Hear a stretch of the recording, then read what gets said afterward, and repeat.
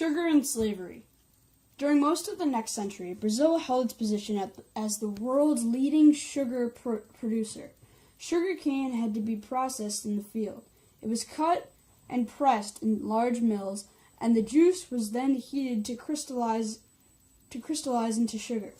The combination of agriculture and industry in the field demanded large amounts of capital for machinery and large quantities of labor for the back-breaking work. Figure 19.8. Although there were always some free workers who had skilled occupations, slaves did most of the work. During the 17th century, about 7,000 slaves a year were imported from Africa. By the end of the century, Brazil had about 150,000 slaves, about half its total population. On the basis of a single crop produced by slave labor, Brazil became the first great plantation colony and a model that later was followed by other European nations in their own Caribbean colonies. Even after the Brazilian economy became more diverse, Brazil's social hierarchy still reflected its plantation and slave origins. The white planter families became an aristocracy linked by marriage to resident merchants and to the few Portuguese bureaucrats and officials, and they dominated local institutions. At the bottom of society were the slaves, distinguished by their color and their status as property. However, a growing segment of the population was composed of people of mixed origins, the result of miscegenation.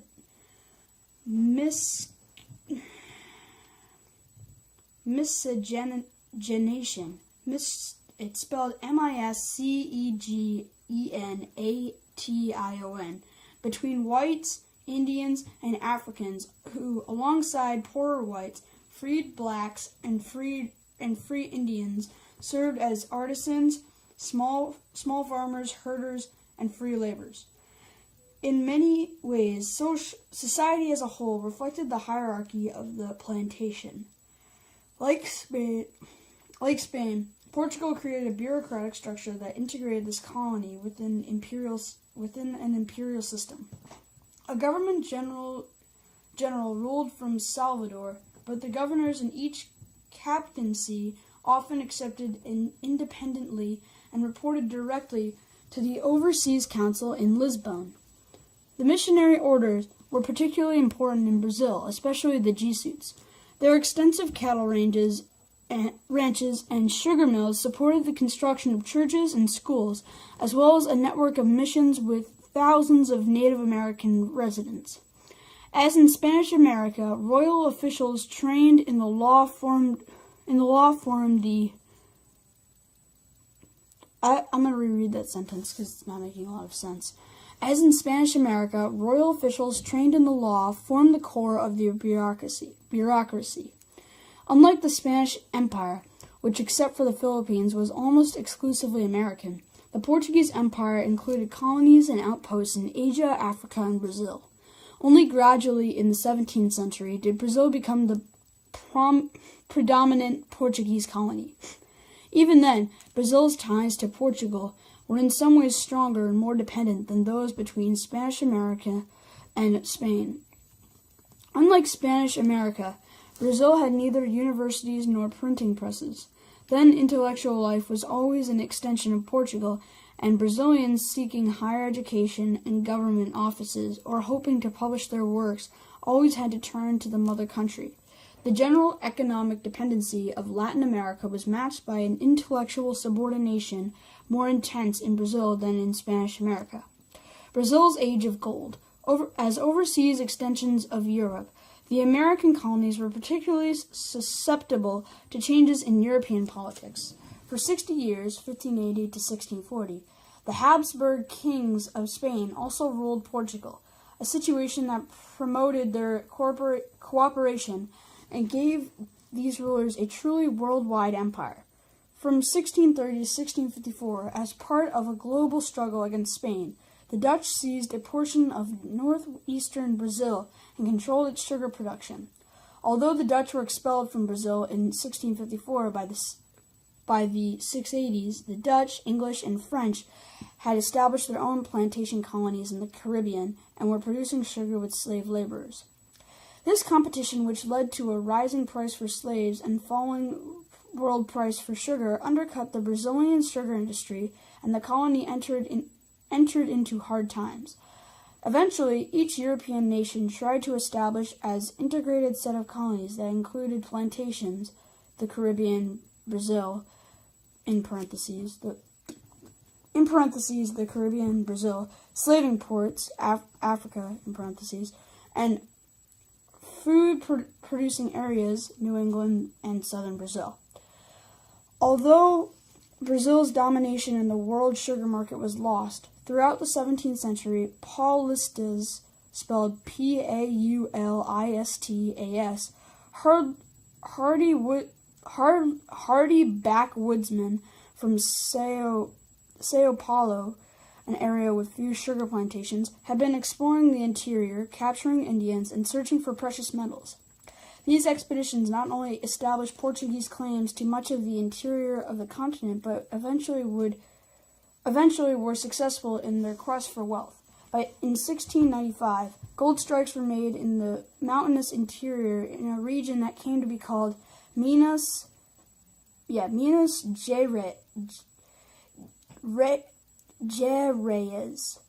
Gerais, General Mines. Well, that's what it meant. It meant General Mines. And the Brazilian colony experienced a new boom. A great gold rush began. People deserted coastal towns and plantations to head for gold washings, and they were soon joined by waves of about 5,000 immigrants a year who came directly from Portugal. Slaves provided labor in the mines as in the plantations. By 1775, there were over 150,000 slaves, out of a total population of 300,000 for the region. In Minas Gerais, I'm going to reread that sentence. By 1775, there were over 150,000 slaves, out of a total of population of 300,000 for the region in Minas Gerais. While wild mining camps and a widely open society eventually coalesced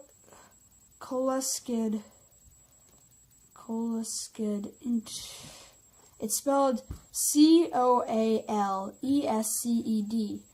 into a network of towns such as the administrative center of Ouro Preto, and the government, anxious to control the newfound wealth, imposed a heavy hand to collect taxes and rein in the unruly population. Gold production reached its height between 1735 and 1760, and averaged about 3 tons a year in that period, making Brazil the height between 1735 and 1760. Oh wait, I just reread the same line. It averaged about 3 tons a year in that period, making Brazil the greatest source of gold in the Western world. The discovery of gold, and later of diamonds, was a mixed blessing in the long run. It opened the interior to settlement, once again with disastrous effects on the indigenous population with the expansion of slavery. The early disruption of coastal agriculture caused by the gold strikes was overcome by government control of the slave trade, and exports of sugar and tobacco continued to be important to the colony. Mining did stimulate the opening of new areas to ranching and farming to supply the new markets in the mining zones. Rio de Janeiro, the port closest to the mines, grew in size and importance. It became capital of the colony in 1763. In Minas Gerais, a distinctive society developed. The local wealth was used to sponsor the building of churches, which in turn stimulated the work of artists, architects, and composers. Like the rest of Brazil, however, the hierarchy of color and legal distinctions of slavery marked life in the mining zones, which were populated by large numbers of slaves and free persons of color. Finally, gold allowed Portugal to continue economic policies that were detrimental in the long run. With access to gold, Portugal could buy the manufactured goods it needed for itself and its colonies, as few industries were developed in the mother country. Much of the Brazilian gold flowed from Portugal to England to pay for manufactured goods and to compensate for a trade imbalance.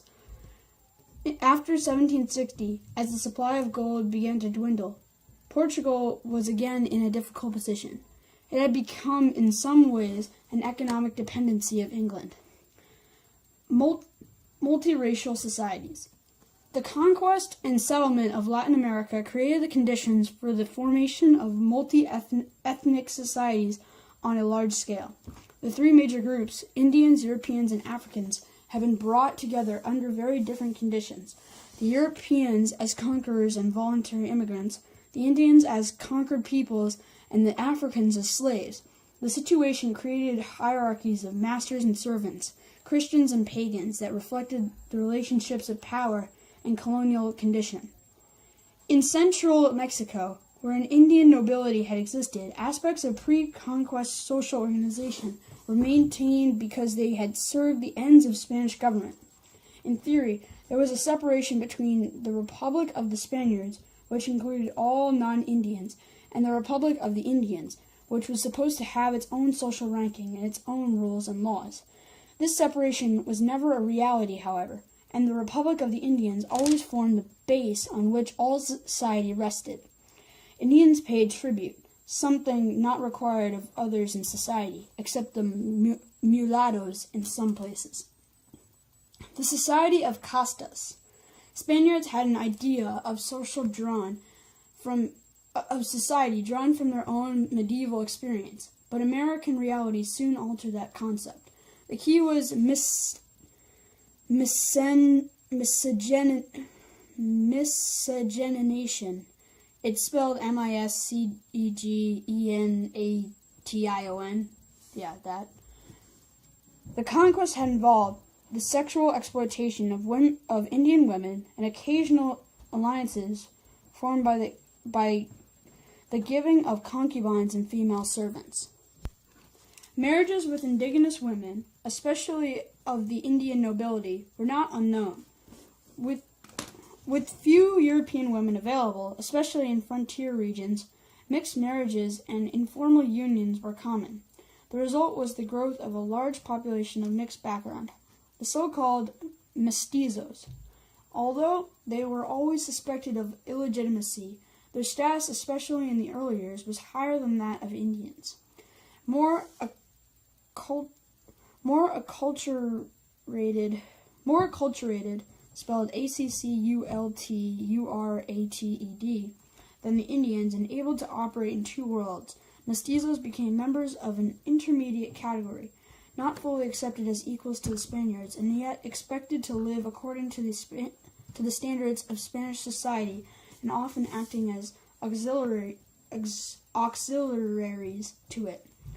A similar process took place in areas such as Brazil and the Caribbean coasts, where large numbers of African slaves were imported.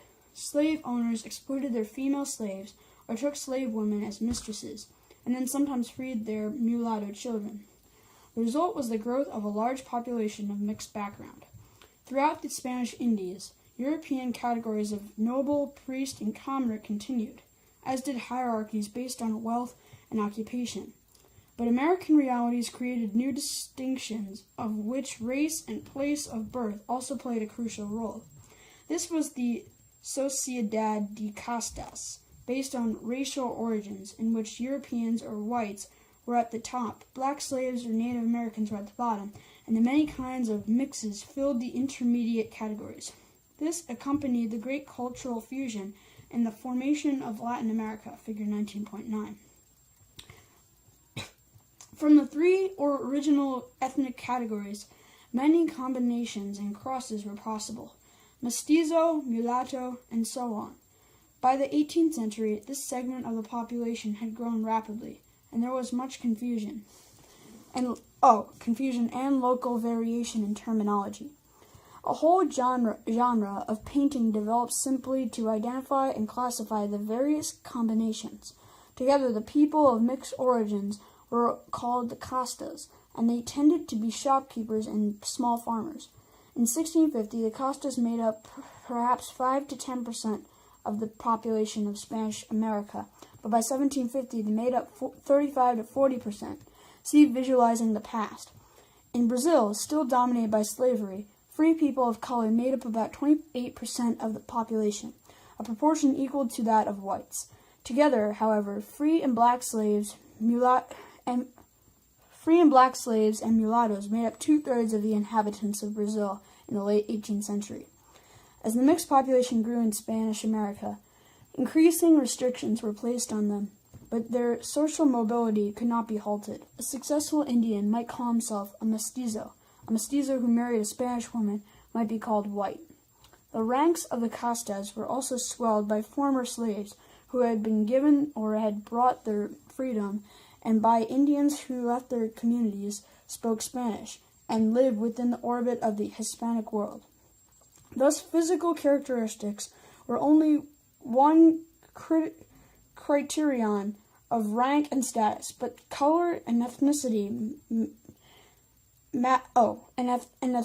mattered, and they created a pseudo-racial hierarchy. It's spelled pseudoracial. Pseudo-racial.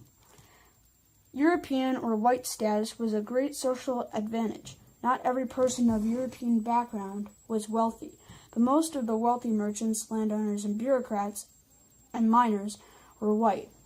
As one visitor wrote, "In America, every white is a gentleman." Originally, all whites had shared the privileged status of Spaniards regardless of the continent of their birth, but over time, distinctions developed between peninsulares, or those who actually born in Spain, and Creoles, or those born in the New World. Creoles thought of themselves as loyal American Spaniards, but with so many mestizos around, the shadow of a possible Indian ancestor and illegitimacy always made their status suspect as far as the Europeans were concerned. Still, Creoles dominated the local economies, held sway over the large number of independents at their haciendas and mines, and stood at the top of society, second only to the peninsulares. Increasingly, they developed a sense of identity and pride in their accomplishments, and they were sensitive to any suggestion of inferiority or to any discrimination because of their American birth. That growing sense of self-identity eventually contributed to the moments of the independency in Latin America. The hierarchy of race intersected with traditional Iberian distinctions based on gender, age, and class. The father of a family had legal authority over his children until they were 25. Women were in a subordinate position. They could not serve in government and were expected to assume the duties of motherhood and household, figure 19.10. After marriage, women came under the authority of their husbands, but many a widow assumed the direction of her family's activities. Lower-class women often controlled small-scale commerce in towns and villages, worked in the field, and labored at the looms of small factories. Marriages were often arranged and accompanied by the payment of a dowry, which remained the property of the woman throughout the marriage. Women also had full rights to inheritance. Some upper-class women who did not marry at a young age were placed in convents to prevent contacts or marriages with partners of unsuitable backgrounds. The 18th century reforms. No less than in the rest of Europe, the 18th century was a period of intellectual ferment in Spain and Portugal, as well as in their empires. In Spain and its colonies, small clubs and associations called themselves Amigos del País, or Friends of the Country, met in many cities to discuss and plan all kinds of reforms. Their programs were for material benefits and improvements, not political changes. In Portugal, foreign influences and ideas created a group of progressive thinkers and bureaucrats open to new ideas in economy, education, and philosophy. Much of the change that came in both empires resulted in much from the changing European economic and demographic realities as from new ideas. The expansion of population and economy in Europe and the increased demands for American products along with the series of wars in the 18th century, gave the American colonies a new importance. Both the Spanish and Portuguese empires revived, but with some long-term results that eventually led to the fall of both. The shifting balance of politics, and trade. By the 18th century, it was clear that the Spanish colonial system had become outmoded and that Spain's exclusive hold on the Indies was no longer secure.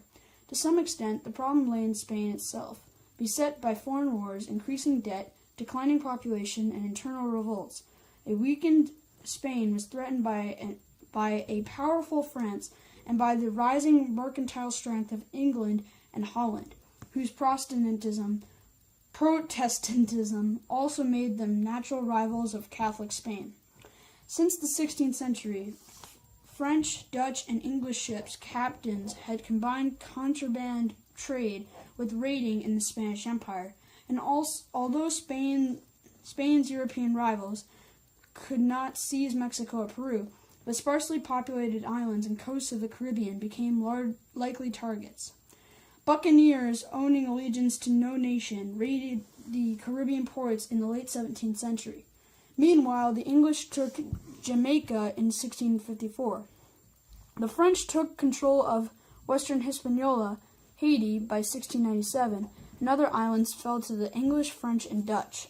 Many of the islands turned to sugar production and the creation of slave and plantation colonies, much like those in Brazil. These settlements were part of a general process of colonization, of which the English settlement of eastern North America and the French occupation of Canada and the Mississippi Valley were also part.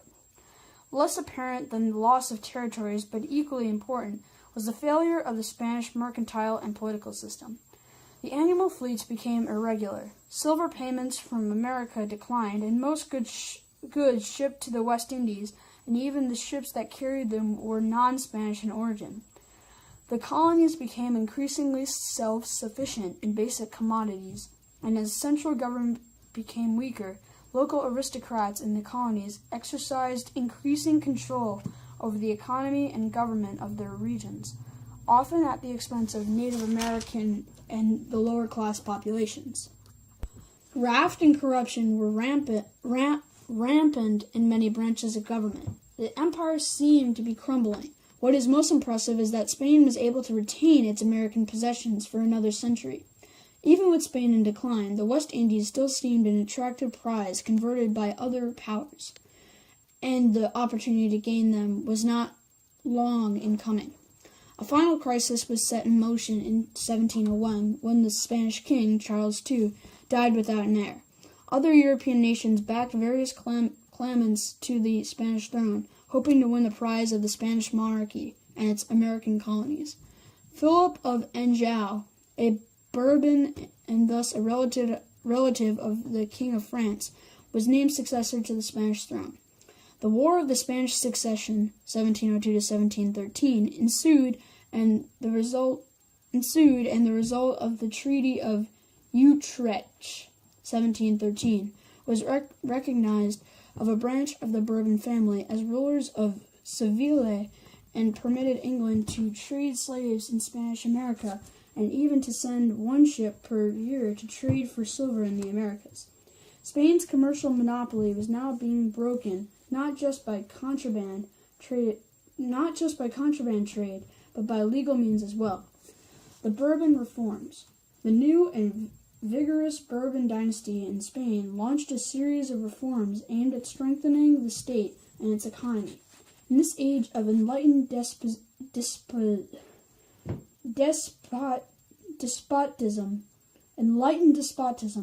the Spanish Bourbon monarchs, especially Charles III, 1759 to 1788, were moved by economic nationalism and a desire for strong centralized government to institute economic, administrative, and military reforms in Spain and its empire.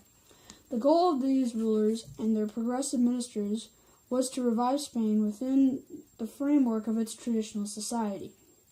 Their aim was to make government more effective, more powerful, and more able to direct the economy.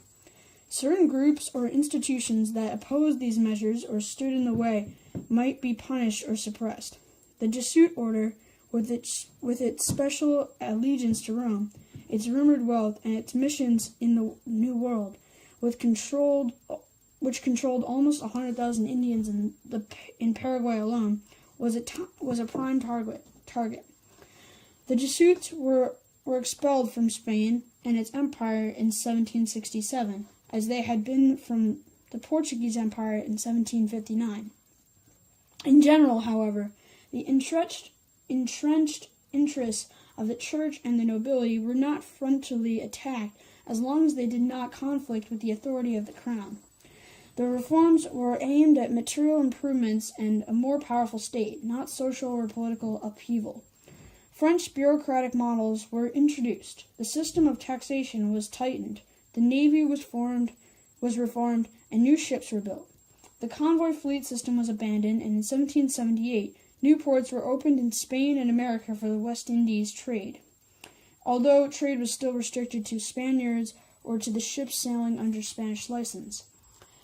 In the West Indies, the Bourbons initiated a broad program of reform. New viceroyalties were created in New Granada, 1739, and Rio de Plata, 1778, to provide better administration and defense to the growing populations of these regions. Royal investigators were sent to the Indies. The most important of them, José de Galvez, spent 6 years in Mexico before returning to Spain to become Minister of the Indies and Chief Architect of Reform. His investigations, as well as reports by others, revealed the worst abuse of graft and corruption, which implicated the local magistrates and the Creole landowners and aristocracy. Galvez moved to eliminate the Creoles from the upper bureaucracy of the colonies. New offices were created. After 1780, the corregidores, or local magistrates, were removed from the Indian villages, and that office was replaced by a new system of intendants, or provincial governors, based on French models. This intendancy system was introduced throughout the Indies. Such measures improved tax collection and made government more effective, but the reforms also disrupted the patterns of influence and in power, especially among the Creole bureaucrats, miners, and landowners, as their political power declined. Many of the reforms in America were linked directly to defense and military matters. During the century, Spain was allied with France, and the global struggle between England and France for world hegemony, spelled Hegemony, made Spain's American possessions a logical target for English attack. During the 7 Years' War, 1756 to 1763, the losses of Florida and the English seizure of Havana shocked Spain into action, particularly because when England held Havana in 1762, Cuban trade boomed. Regular Spanish troops were sent to New Spain, and militia units led by local Creoles who were given military rank were created throughout the empire. Frontiers were expanded, and previously unoccupied or loosely controlled regions, such as California, were settled by a combination of missions and small frontier outposts. In the Rio de la Plata, foreign competitors were resisted by military means. Spain sought every means to strengthen itself and its colonies. During the Bourbon reforms, the government took an active role in the economy. State monopolies were established for items the government considered essential, such as tobacco and gunpowder. Whole new areas of Spanish America were open to development. Monopoly companies were granted exclusive rights to develop certain colonial areas in return for developing the economies of those regions. The commerce of the Caribbean greatly expanded under more liberal trading regulations. Cuba became another full-scale plantation and slave colony, exporting sugar, coffee, and tobacco, and importing large numbers of Africans. Buenos Aires, on the Rio de Plata, proved to be a great success story. Its population had grown rapidly in the 18th century, and by 1790 it had a booming economy based on ranching and the export of hides and salted beef. A newly prosperous merchant community in Buenos Aires dominated the region's trade. The commercial changes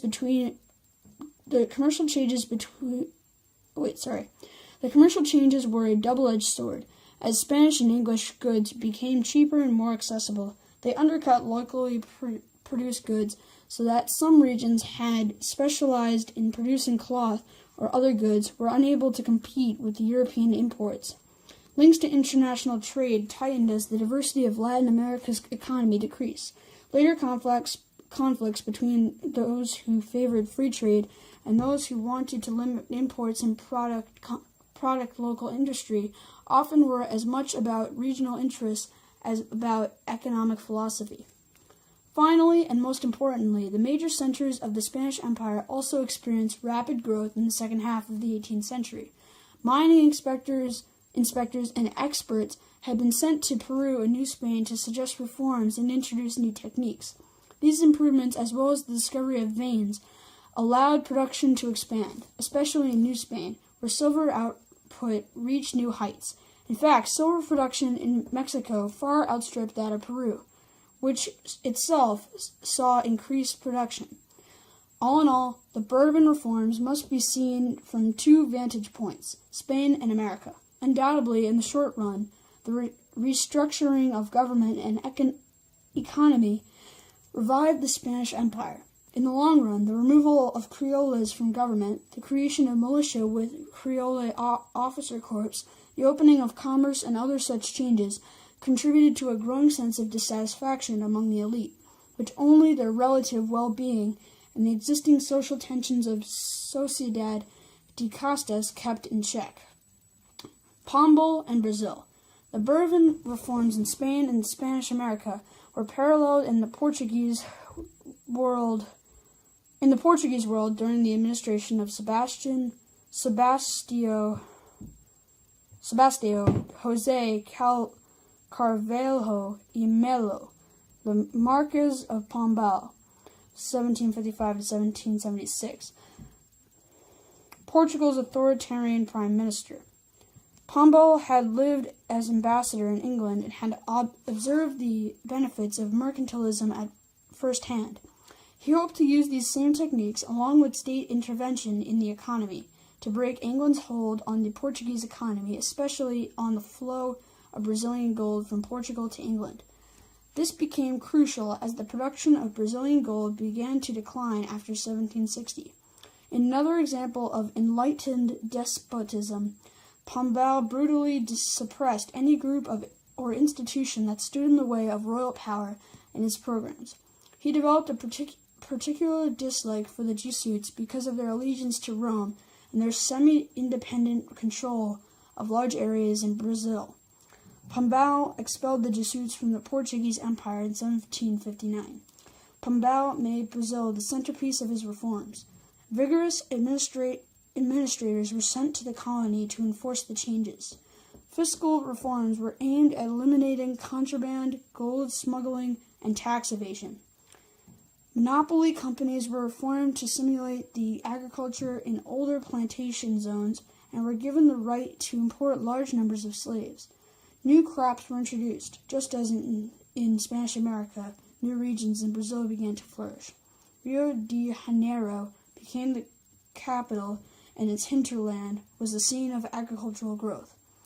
A monopoly company was creating to develop the region's economy, and it simulated the development of cotton plantations and the export of wild cacao from the Amazonian forests.